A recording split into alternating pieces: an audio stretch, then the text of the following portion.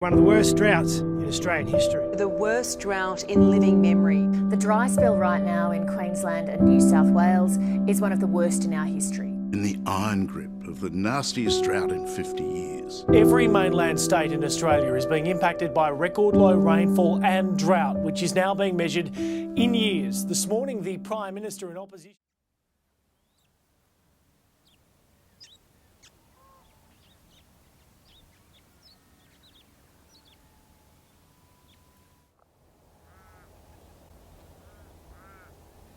My hypothesis is that drought has a severe negative impact on the well-being of the residents in the greater area of Jugeong due to the economic and social impacts that it encompasses. These affect mental health due to the economic and social stresses that are placed on these people.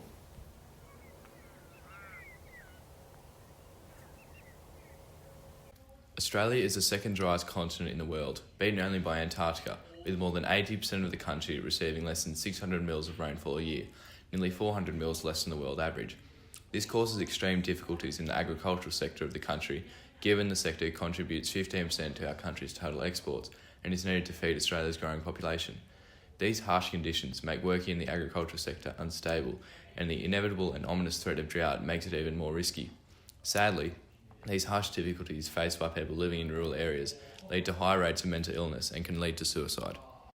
Suicide rates in rural areas are double that of our major cities. Depression, anxiety and other mental health issues are also prominent in rural areas, often due to the isolation of living in rural Australia. Living in rural areas causes more barriers that limit access to healthcare to occur compared to living in urban areas where access to healthcare is much greater. This lack of access can make it harder for these people to maintain their mental health. Alongside this problem is the issue of overcoming the stigma of reaching out for help. Many farmers and other rural dwellers have a stoic nature and many often refuse help from other people. This is an issue because many people living in rural areas will try and overcome their mental health issues by themselves because they are worried about reaching out for help, which sadly often does not work. The recent and ongoing drought that has struck parts of Australia, and in particular New South Wales and Queensland, has been described by many as the worst drought that they've ever seen and one of the worst on record. It has also been noted that this is the first time in the history of drought records that 97% of New South Wales has been in a state of drought, which has caused one of the lowest agricultural production figures on record in the history of our country. The 2018-19 timeframe saw a 32% decrease in yield in summer crops compared to the 2017-18 season due to low supplies of irrigation water and insufficient soil water in many regions. Much of New South Wales also had one of the lowest rainfall seasons on record, contributing heavily as to why this drought had such a negative impact on New South Wales and parts of Queensland. I have chosen this topic because it is one quite close to my heart. I'm from a rural area called Jugeong and live on a farm 10 minutes out of the village. I have experienced firsthand what it is like to be in drought and the stresses it puts on the people all over the area. My dad runs our farm predominantly by himself with help from my mum and siblings when they're home. During times of drought, he spends most of his days feeding sheep, which sounds alright, but is a job that drags on, especially when you do it every day, which gets tiresome.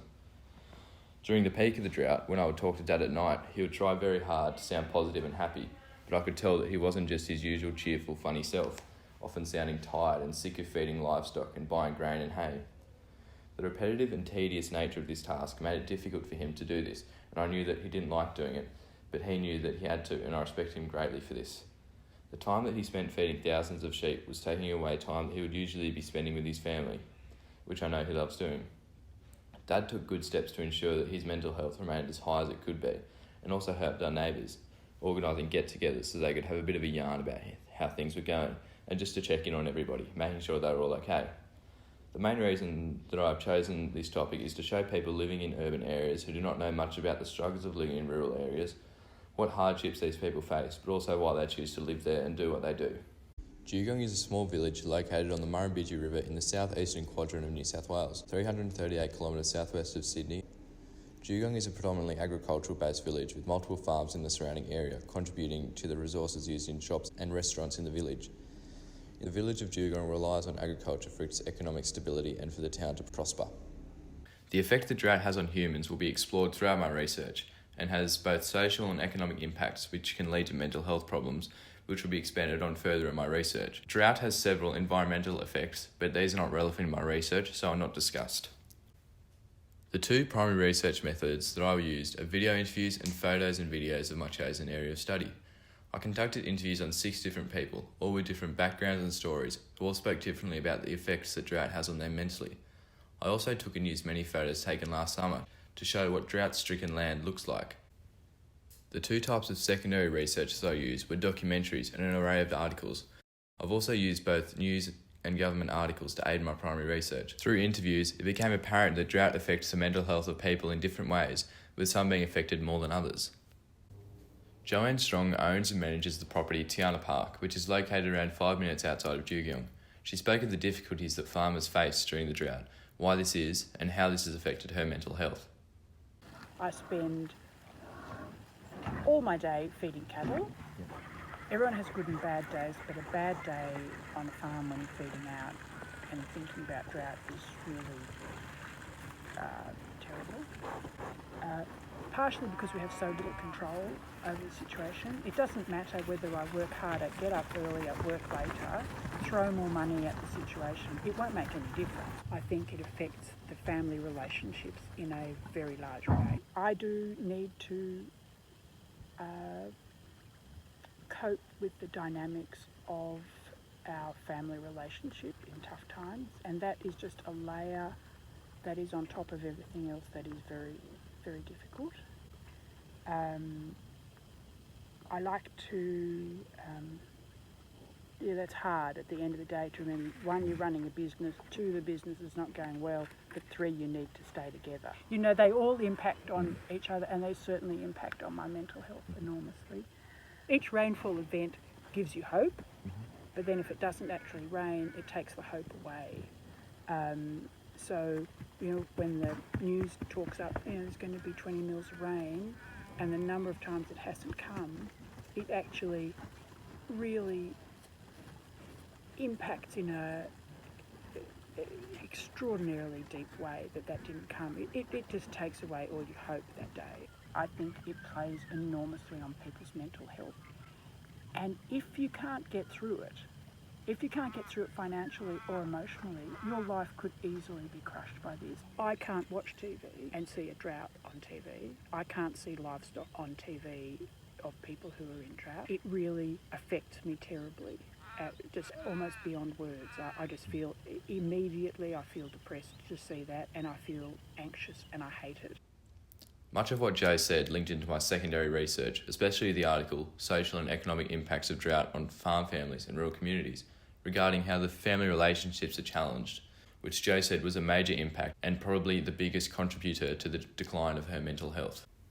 Juliet Robb owns and works at the Long Track Pantry in Jugeong. She spoke about how the drought has affected her business and how this has affected her mental health.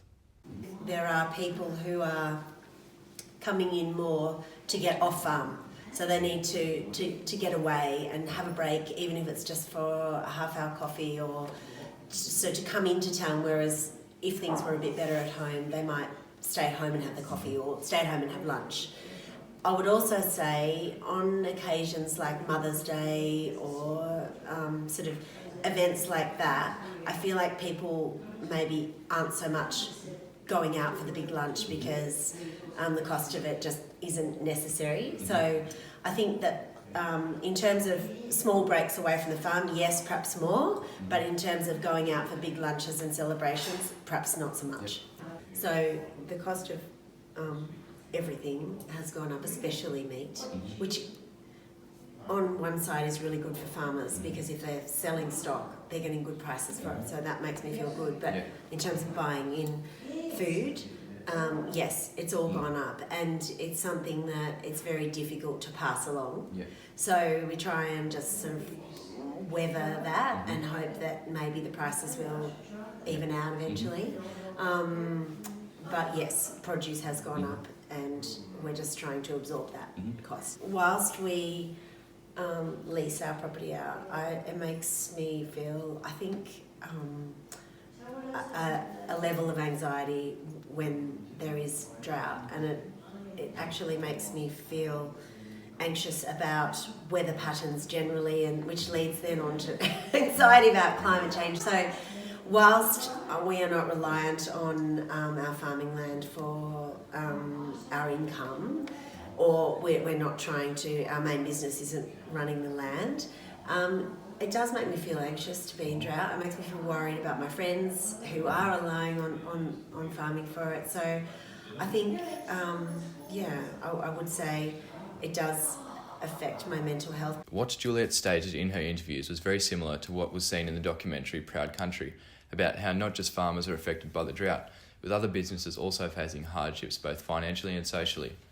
What was interesting about how she said that even though the price of buying meat was higher, they had not raised their prices in the cafe, which puts a high economic stress on them and also mental stress, as they do not know when these produce prices will lower and they will be able to sell their produce without worrying about losing profit. Peter and Margaret Hyles, my grandparents, own and manage Canalong, a property around 10 minutes outside of Jugeong. They spoke about how drought affects their mental health as people who have lived on the land their whole lives. We've been living on the land all our life, fourth generation on the land. We have been in the southern New South Wales area, both of us, all our lives. In the last drought, stock were virtually worth nothing, but this time they're worth a lot of money and they are worth feeding. Whereas in the other drought, people were actually shooting sheep because they were worthless, and that wasn't very good at all. Oh, it's probably seeing the stock suffer probably. I have my cows on the road. You don't like seeing cattle bellowing at the gateway, looking for a feed. But we have spent quite a lot of money on buying hay. We did sell quite a few stock earlier than we normally do because of the lack of feed, but and that we've kept our breeders, and that's basically all we've got is our breeders. Oh, definitely, I think we're more mature and and the financial pressure's not there that it was before. we just have known that droughts come and go. We've been through drought before, as we've said, and we know it's going to end, and we know there are good times ahead. I think we've both coped very, very well with it, and I don't really think it is. Other things have affected mental health, but not the drought, I think. Yes, no, I don't have any problems there, and I smile through it all if I can. Peter and Margaret brought a different perspective to this inquiry, with them not believing that they have been affected mentally by the drought. This could mean that as people get older, drought affects them less because through experience they've learned to deal with these stresses and can now cope with them because they know what to do. Information found in the article Drought-Related Stress Among Farmers also backed this up, as it stated that farmers under the age of 35 are more likely to feel the effects of drought mentally.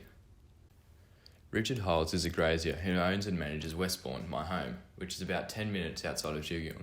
He spoke about the struggles and mental strain of drought and also what he does to combat these stresses. I'm a fifth generation wool grower from this area, from southern New South Wales, and I love looking after my livestock and also looking after the land. During a drought, there's so much to think about, whether it's checking water, cleaning troughs, feeding livestock, and making sure you've got enough fodder on hand, whether that means buying it and then unloading it. It is all very consuming on your mind, because if you make mistakes, it's when it leads to problems with, you can lose stock on things if you make bad decisions. And I always feel that keeping your livestock healthy makes the owner feel healthy. I notice the media enjoy showing desperate farmers with starving livestock. These producers are very much in the minority, I feel. The media seem to enjoy showing dead livestock in empty dams, and it's costed a lot of money financially, but we've been very lucky that we have had good prices for our wool and livestock, and it's helped with the financial stress of it all. In saying that, we haven't done much other improvements on the property. We've just been putting our money into keeping our livestock alive. I deal with the stress of a drought by having a well-earned beer in the evening after a hard day work, and I enjoy that, and leaving the farm occasionally to go away and just think about something else, which I find very important. Richard spoke of similar issues to Joe, especially the fact that drought takes so much of a farmer's time and that they do not have time to improve their property as they are constantly feeding animals and checking water, and how that takes up much of his mental energy. The financial impact he talked about was also seen in the article Drought-Related Stress Among Farmers, which stated that farmers in a low financial state are generally affected more by the drought mentally. Stephanie Hyles works in the field of mental health and wellbeing and aims to improve these in people around the area. She spoke about how important keeping good mental health is, and also spoke firsthand about the struggles that people living in the area of Jugeong face during drought and why this is. I think the drought has had differing effects on people living in and around Jugeong. People are tired physically and mentally, trying to work things out. I feel like there is always so much to do that people, it's harder to make the time to get off properties and go and do different things. And I think that it's hard to get that time to stop and just be. Mental health isn't black and white. And I think that makes it really difficult for people to understand. It's not nice to look out your window or to be out where it's very dry and you've got dust flying around and wind and the topsoil blowing off. And I think that it's tough when you're in it all the time. It is super important. It needs to be up there with physical health. If we don't look after that area, it will break down. So it is super, super important, and everyone's mental health is so different. So what works for one person may not work for another. Stephanie spoke about the importance of keeping good mental health and why it is so important. What she said about how mental health has differing effects on everyone has been seen with my other interviews and shows how mental health is not black and white, which was a new point as it was not stated in my secondary research. Tina Curry is a nurse at Wagga Wagga Hospital who spoke about how she sees the effects of drought on people's mental health every day working in a hospital. People's access to health becomes affected, because their finances have been affected, and without them being able to look after their physical health, their mental health is then affected. Their physical health really depends on that. So if they can't access financially, they can't afford the food, proper food, they can't afford access to their doctor, driving long distances in the country. They're already in a state where they're sad, let's be honest, they're sad, and their priority for themselves becomes second, and so their physical health really is affected by that. So they might actually have a bad couple of weeks or months or years, because the drought doesn't finish like that. They might never physically recover from that. I don't think that that's seen out in the big wide world. The connections that she made between physical and mental health were interesting and have been encountered and corresponded with somewhat Stephanie said in her interview. The article's social and economic impacts of drought on farm families and rural communities had similar information explaining how a person's poor physical health can lead to mental health problems. My research question was, to what extent has drought affected the mental well-being of people living in and around the rural community of Jugeong? Like Stephanie stated, mental health is not black and white and is different in everybody. This means that drought has differing effects on the mental health of people living in and around Jugeong. This was seen through my interviews. Joe, Tina, Juliet and Richard all stated that they do feel the effects of drought mentally and are believers that drought does have an effect on their or other people's mental health. On the contrary, Peter and Margaret, as seen in his interview, stated they do not feel that their mental health has been affected by drought. They did state that they feel like they can cope more with the stresses of drought now compared to when they were younger, which could indicate that drought has more of a mental impact on younger to middle-aged farmers. Similar findings were also seen in the article Drought-Related Stress Among Farmers, which stated that farmers under 35 are more prone to the mental health effects compared to older farmers. Margaret and Peter also stated that they do not have the same financial pressure as they once had, which could also be a reason why they do not feel that their mental health is affected by drought.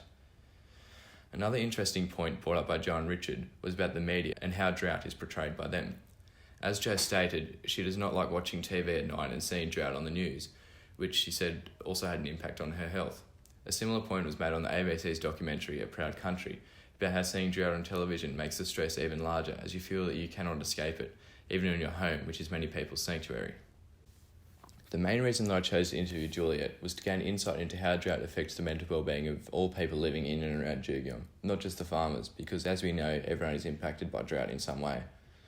Similar to the shop owners on the documentary A Proud Country, Juliet stated how drought has had an economic impact on her business, as the prices for buying produce has increased, to which they have not raised their own prices in the shop. She also reiterated the point that many farmers come into the shop to get off farm for half an hour for a coffee and catch up with people. This statement was reaffirmed by Joe and Richard, who both talked about how important getting off farm is and just going and doing something non-farm related. She also stated how less people are coming in for big meals and events, which indicates that less people are wanting to spend large sums of money at the time because their disposable income becomes smaller or non-existent. Juliet provided an excellent insight into how drought has affected her mental well-being and why this is. I came into this topic believing that the drought affects everyone's mental health in some way, which could be seen as bias towards a specific result. I had this view until I interviewed Peter and Margaret, which showed that not everyone's mental health is affected by drought, which was later affirmed by Stephanie. This shows that there was probably bias in my research up until I interviewed Peter and Margaret, as I was a believer that everyone's mental health was affected by drought. There were minimal problems encountered while doing this project, and none that had a major impact on my final project, which made the project run smoothly. I think that interviews were essential in my project as they provided a personal insight into the effects that drought has on different people's mental well-being, and to give the documentary a personal touch rather than just numbers and statistics. I feel that this was an effective way to communicate my results, and it allowed me to learn much more about a topic than I would by surveys or any other forms of primary research, in my opinion. I believe that most of my research was both valid and reliable. It was reliable as much of the information seen in the primary and secondary source was also backed up and repeated by other primary or secondary sources. Many were also valid as they were spoken or written by people with credentials or vast knowledge in the area. All of the information that I used was relevant in my research, and most of my information was published or gained recently. This also adds to the validity of my research. If I were to do this topic again, there are a number of things I would do differently to extend my research. The first is that I would conduct a survey as another means of primary research to get further information on this topic. This would allow me to gain information on a larger group of people, which would increase the validity and reliability of my research. It would allow me to have primary statistics on my area of study. I would also consider interviewing a broader range of people and include more people of different age ranges.